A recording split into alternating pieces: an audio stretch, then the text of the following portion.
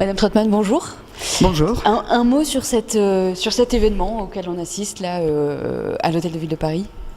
Cet événement qui rassemble les protestants autour de leur histoire, de ce qu'ils représentent depuis Luther et depuis la Réforme est un moment pour moi très important qui montre à quel point l'histoire nationale sous son volet de la participation des protestants reste assez méconnue et comment aussi cette histoire des protestants est une histoire internationale, comment elle s'est étendue, répandue, pas uniquement par les missions, mais en même temps aussi par des solidarités, parfois par une émigration des protestants, on l'a vu pour les Huguenots, mais ça a été le cas aussi par exemple pour ma région, lorsque les Alsaciens ont dû se replier ailleurs. C'est un événement aussi qui va continuer de résonner de par chez vous. Il y a une grande fête qui est prévue à la fin du mois. Oui, il y a une grande fête, les protestants en fête. C'est un moment convivial.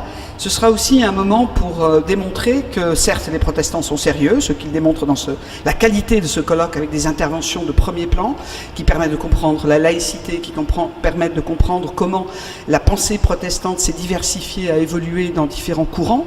Là, ça sera aussi les protestants eux-mêmes qui seront mobilisés, présents dans la ville. Et c'est important aussi, les protestants ne sont pas des gens sinistres et austères.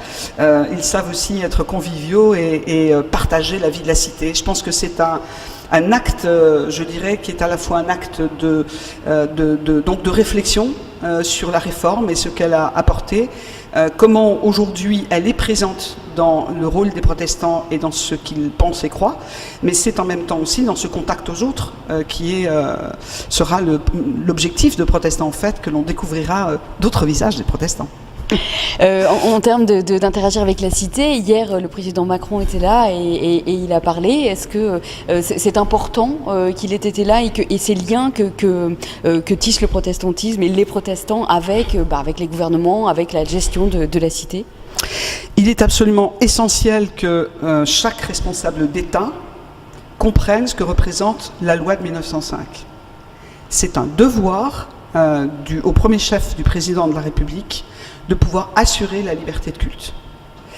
Et de pouvoir l'assurer, cela veut dire un dialogue, cela veut dire comprendre, connaître, être présent aussi auprès de toutes les confessions, donc aussi des protestants. Donc j'ai apprécié que le président Macron rencontre les protestants, comme j'apprécie que la ville de Paris les accueille dans ce lieu qui représente en quelque sorte le cœur de la cité, de la capitale.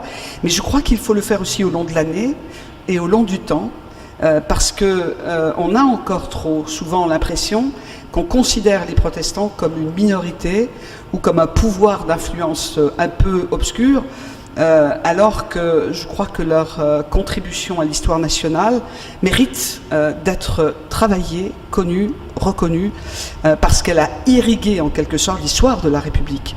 Et c'est, je dirais, cette reconnaissance républicaine que j'attendais dans un geste, mais que j'attends aussi, je dirais, au-delà du geste qui a été fait hier. Merci beaucoup, madame.